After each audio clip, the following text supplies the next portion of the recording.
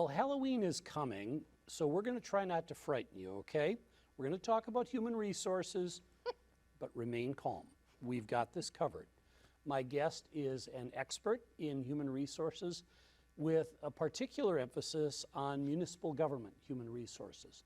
Lisa Bergersen, welcome to the Local Perspective. Thank you. I am very blessed to be here. Well, that remains to be seen, but we think we're going to have fun. Oh, I almost forgot. I'm Jerry Deshane. I'm the host of the Local Perspective, whapping away at my microphone there. The Local Perspective is a brief discussion of issues of interest to local governments all over the state. Today we are in Watertown. This is Watertown TV, a very nice place. We have a wonderful audience. They're giving us the wave back there. I really appreciate that. But I want to thank Karen Huesman and the team here at Watertown TV for setting this up. Before we get started, I also want to thank community media, our stations throughout the state that have been so good to us in distributing this program. So, Lisa, you are the founder and principal attorney of an organization called Engage HR Law. Correct. So, you were a municipal human resources director. So, how'd you end up where you are today? What's going on?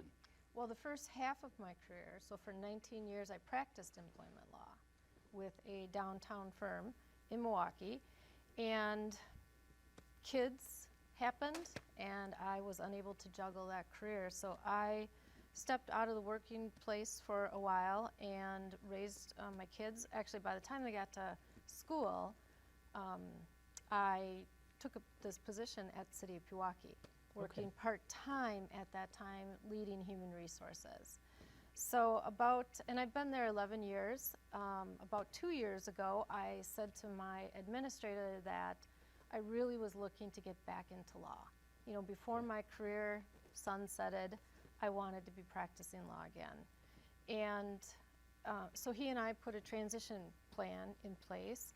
And my last day as an employee literally was just a few weeks ago. My successor's in place, and she's going to do really well. And I launched this practice primarily to help smaller employers, smaller municipalities. So it's a law practice, but you really are going to hone in or zero in on HR, specifically government HR or all small employer HR? Well, actually, I'm doing a couple of things. With Engage HR Law, the practice is going to be focused primarily on smaller employers with a human resources consulting and employment law focus. And actually, a big part of what I do with Engage HR Law is workplace investigations, because it's hard for in-house, attorneys to represent their own clients sometimes in those. So I'm filling a void there for independent, quality, impartial investigations. And then I'm also of counsel with Bulow Vetter, which is a 14-person employment law firm. And I'm there as a special counsel helping them as I can and helping them grow their practice. Now, let's talk a little bit about the work you've been doing or just started doing with the League and with League Mutual Insurance. I saw you do a presentation at League Mutual Insurance's Spring Policy Holders Conference, and you've done webinars for us. And I don't know if folks, it's always dangerous to kind of hold up a magazine, but I brought mine. If people notice, we are now running a monthly column in the municipality magazine, written by you, Lisa. So tell me about that. Why are we doing all this? Well, it started, as you pointed out, with, actually I reached out to Gail. That's how this started, because as my successor was becoming more and more trained at the city, I had more time available. So I reached out to Gail to do the webinar. That's really how this started. And I said I had talked to so many communities over my 11 years. People just knew of me, or they knew I had practiced law, they used to be clients, whatever the case may be. They contacted me with questions and concerns. And so when I saw Gail advertising the webinar, I'm like, oh, I would love to do that just to reach people and help them with their HR questions if they didn't have anywhere else to go. Well, and it's funny because even before the show started, we were chatting with some of the Watertown folks about their work. And, you know, they had a question that frankly we hear all the time. How do we train these people who are now supervisors in what they need to know in human resources? How common do you find that question? How often do you hear that? It happens a lot. I mean, even at the city, where we have a quote-unquote trained, city of Pewaukee, trained HR professional, I actually found different consultants, if you will, places that offered training for making that transition from rank and file to the world of the supervisor. Because, and in our case, where this happened quite often was in the union environment, in our fire department, for example. Someone might get promoted to lieutenant, get promoted to division chief, and now they're coming out of a unionized rank and file and now managing them. So we used a couple of different things. One, we would do in-house training for our supervisors in all the legal requirements. And then we sent them to, I can't think of what organization it is right now, but there was an organization that offered, maybe it was a prior seminars, offered that just what are the gut checks that somebody has to have? What are the qualities, the characteristics that they have to now make that leap and now supervise the people that you once were close to? And there's, you know, psychology around that. So I want to say it was like a prior or career track type program that we sent them to. Okay. Well, let's shift and let's talk a little bit about that, about the nature of some of the traps and the mistakes, the danger zones, because, you know, Watertown is actually not one of the largest communities in Wisconsin, but it would be considered a larger community. Yeah, yeah. A significant number of places in Wisconsin are population of 1,500 or less. Yep. The HR department is, oh yeah, today I'm the clerk. Nope, I'm the HR director. I'm this, I'm that. Yeah. And yet the law still applies, right? Mostly. So whether you're Watertown or Milwaukee or Osseo, what are some of the most common traps or mistakes that people make, you know, whether inadvertently or otherwise? That's a big question. Ignorance of the law is the #1 mistake. But It's that's the excusable, #1 right? Ignorance is an excuse. I'm kidding. Sadly, it isn't. And this is why I have a heart for what I'm doing right now. Because I had 19 years as an employment lawyer.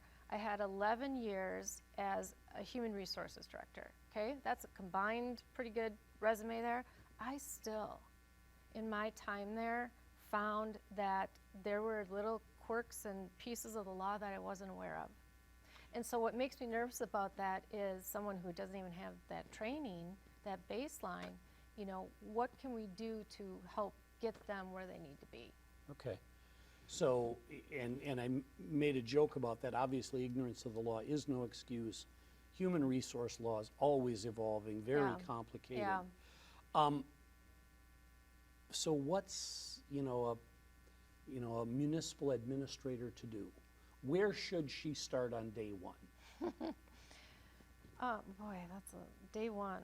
I'm not going to start with day one because I'm sure there's budget and finance and all. That's part of the problem, right? Is that there's so much else on the plate.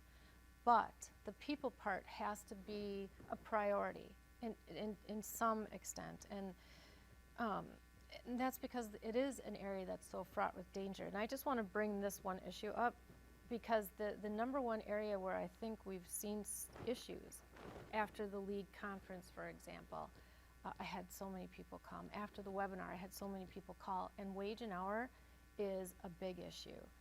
So, for example, there's the FLSA, the federal law, and then the state of Wisconsin has almost a mirror law, except in some very key areas. Travel time, for example, lunch breaks, for example, all these little ins and outs that people don't realize exist. So that's my very long way of saying that at some point, whoever is going to own HR in the organization has to take the time to become educated and trained in whatever format, whatever way their budget allows. Is there an HR 101 book out there? Is there a single seminar? Where would they go?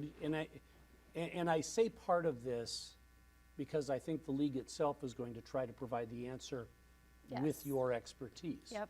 Because that's why we're doing Yep. this program today. That's why we do this Magazine. monthly magazine. Right. But, you know, we talked about the new administrator. She's drinking through a fire hose. You're right. She will not have enough money. Understanding budget and Yep. levy spreadsheets, it's all nightmarish. Yeah.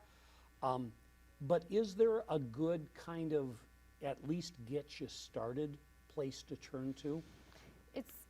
It's going to be kind of cobbled together, which Okay. is one of the reasons I think we're doing what we're doing, as you point out. Let me just say one thing about the magazine. What I've done in that magazine is taken so much of the flood of comments and calls and emails about this is what we're struggling with and tried to make those monthly columns hit those so that these are the struggles that many are dealing with, and we're trying to address those month by month. To answer your other question, though, take my magazine, the very first August edition, and if you go to the back of it, or the very end of it, I should say, there's resources there that I would strongly suggest, and that would be starting with a human resources certification program. That's going to be the deep dive into all things human resources, literally all things human resources. The Society of Human Resource Management, SHRM, has one for all stages. So if you're just starting out in human resources, they have one for that. If you're somewhere in between an expert and just starting, they have one for that, and they have the expert one as well.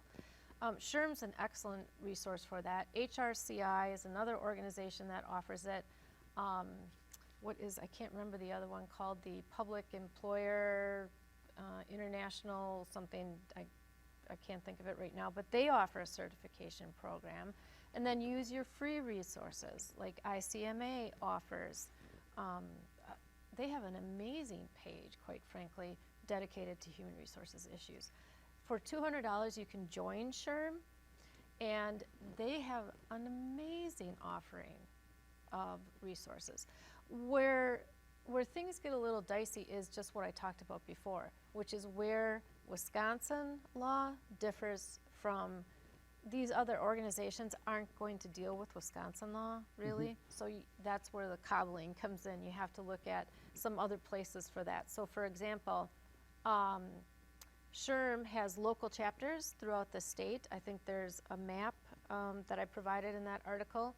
The Wisconsin State SHRM Council puts on an awesome in October conference in the Dells. And they have over 50 programs from base level. When you're a speaker, though, you actually have to tell them, are you addressing basics, mid-level, or expertise? So going to those kinds of things, Bulow Vetter offers quarterly. They have seminars that they put on for free for anyone. You don't even have to be a client. Anybody can come to those. Law firms put out newsletters. Bulow Vetter has one, for example. So you have to just try and piece it all together, knowing that Wisconsin law can vary, and you have to look for some mechanisms there. And you'll also be one of the deep dive speakers at our annual conference. Yep. How the deep dives for our audience, those are 2 or 3 hour extended sessions on a topic, and they happen on Wednesday morning. What are you planning there? Are you going to try to do the ABCs, or are you going to tell them what resources are out there? What's your intention? Actually, I'm starting with the webinar and just modifying that according to the feedback that I've received. Okay. The webinar I had people calling and writing, and it's so clear to me that there's so many just basic level things that aren't being done, that I feel that just maybe tweaking that webinar around some of the things that have come up since then, since the article, for example, and modifying it. But my intent is to hit as many of those Wisconsin law issues as possible, because that seems to be, people understand ADA. They understand reasonable accommodation in a big picture sense. What they don't understand often is the nuances there in Wisconsin. Can you get a little more specific about that? I mean, obviously, we don't want to talk about, you know, the city of Schwartz has this specific problem, but give us an example of a wage and hour issue or a travel time issue question that someone raised to you and it just set off all sorts of alarms in your mind. Well, I'll go actually a step further than that because the city of Sheboygan lived it. 2 years ago, or actually longer than that, but 2 years ago a decision was issued and they lost on summary judgment a fairly significant wage and hour case that involved overtime, the calculation of overtime. Some of the nuances both under federal law and state law came into play there. The thing about the wage and hour litigation that makes it a great starting point and one that employers should start with is that it's seen a resurgence. And I think it's because employees are becoming more savvy about what their legal rights are. And wage and hour litigation, if you're doing payroll and you're doing payroll wrong relative to a whole host of employees, now it's a class action. That's what the city of Sheboygan case was. So it's very lucrative, potentially, very attractive to employment attorneys who represent employees. And so it's a very real consideration and concern. And I'm just asking myself, if I'm the head of payroll in Sheboygan, how would I have known? Precisely. And if there's one thing my mantra will be when I speak in October at your group, it is employers, just let me use this as an example. At the league conference, I had a woman come up to me and say, I've practiced payroll for 25 years in this organization. I didn't know an eighth of what you went over. That truly does break my heart because not only is the organization is being exposed to liability, but now employees aren't getting what they are legally entitled to either. So all the way around, training's a big issue. Okay, great. Kind of catch our breath here because I promised that we would not frighten people, and I think we're heading the wrong direction. I'm Jerry Deshane. This is the Local Perspective. My guest is Lisa Bergersen, an attorney specializing in human resources and a new resource for municipalities throughout Wisconsin. You'll see Lisa's name every month in the municipality magazine. You'll also see webinars. You'll see a variety of products, I would hope, moving forward. I'm almost afraid to ask, what's new when it comes to human resources? What's on the horizon, new laws, new rules? CBD is big.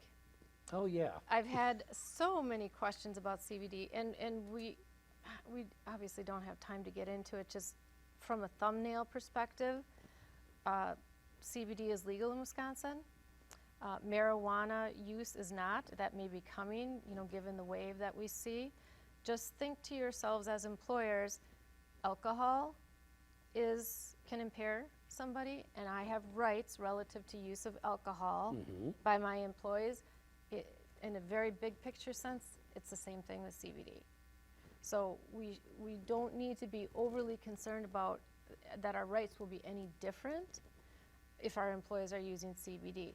What it does speak to is employers should be training their frontline managers on how to recognize impairment. The managers don't need to be worried about impairment, the cause of impairment, but they need to recognize when there is a potential impairment and they need to know how to handle it. Will there need to be testing? Like there's drug testing, there's alcohol testing for certain occupations. Will we need that for CBD, or should the focus be on impairment? If that person appears to have either judgment or physical movement limitations. Yes, absolutely. Whatever they're recognizing per their training, then they would follow that protocol. I don't know a lot about CBD per se. The State Bar just ran a really good article on it, and so I got out of that it is, at least at this point, lawful. And what I believe I read in that article is that it doesn't necessarily cause impairment at the levels that it's being sold is what I understood. Okay. Now, I'm not going to sit here and profess to be an expert on that, but I just want the message is that employers need to know that they have rights in this area, and that training is very important. Let's shift gears a little bit. Let's talk about employee recruiting.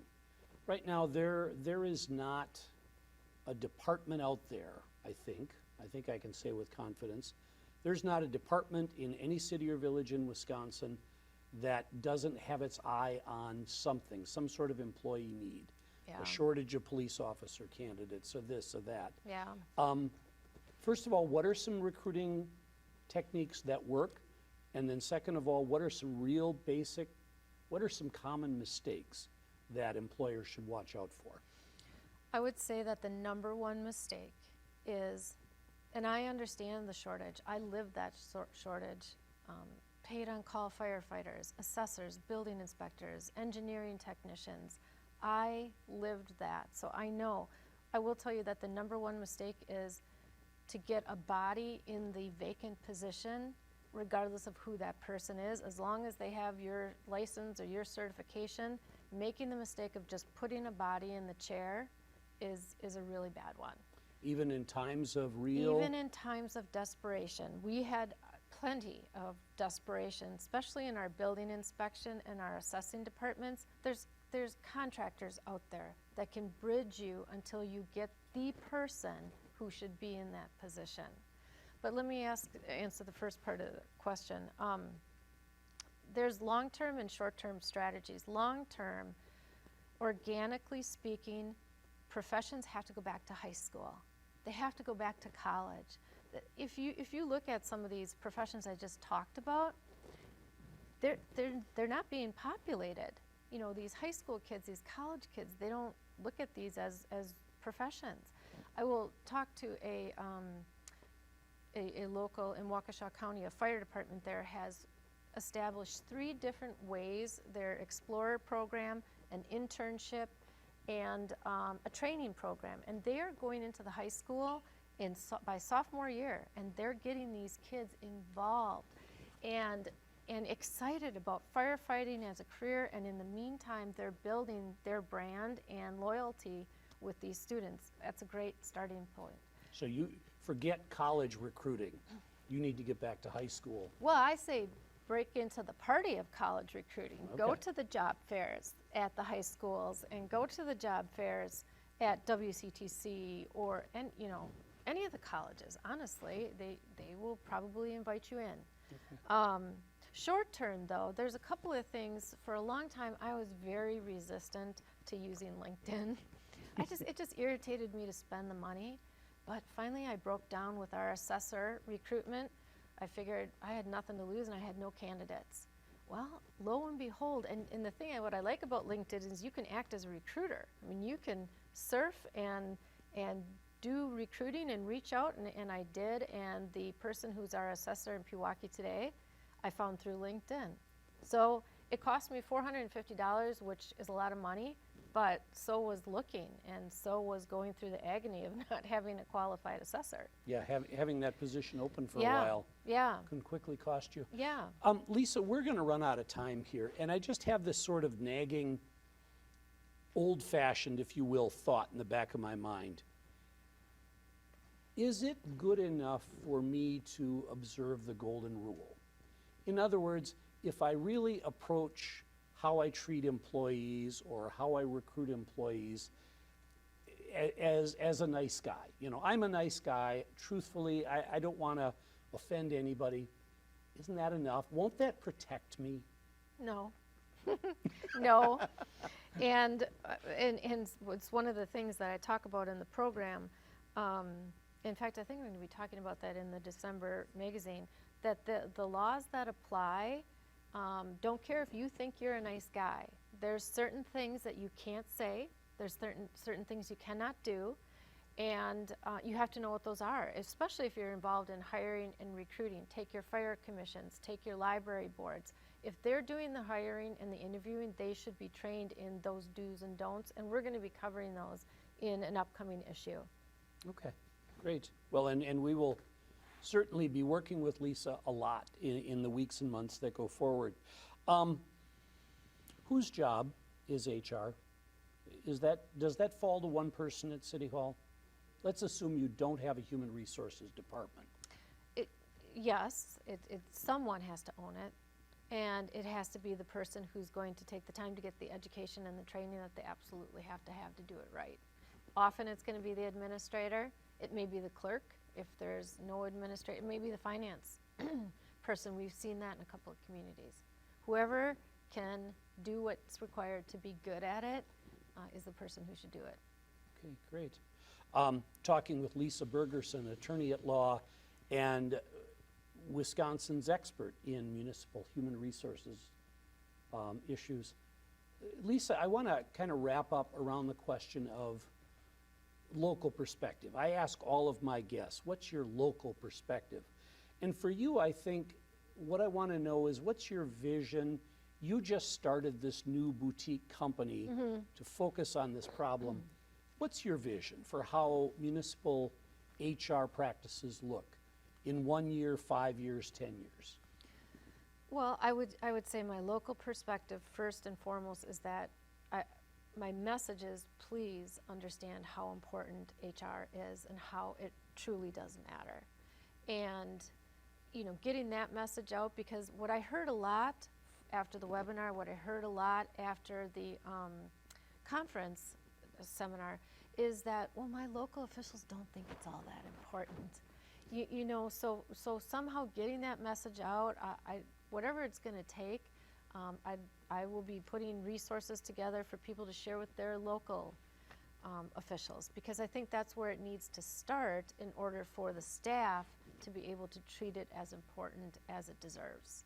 Have you had an opportunity to try to do that yet? Have you seen, is there receptivity on the part of elected officials, or do we have a long way to go? Well, I can only start with my time at Pewaukee.